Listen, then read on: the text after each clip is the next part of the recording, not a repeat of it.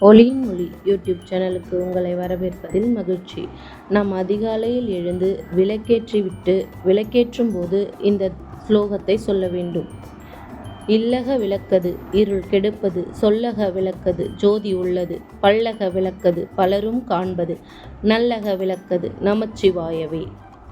பிறகு விநாயகருக்கு அவர் முன் நம் நெற்றியில் இரு கைகளாலும் கொட்டு கொட்டி சுக்லாம்பரதரம் விஷ்ணும் சசிவர்ணம் சதுர்புஜம் பிரசன்னவதனம் தியாயேத் சர்வ விக்னோப சாந்தயே என்று சொல்லி வணங்க வேண்டும்.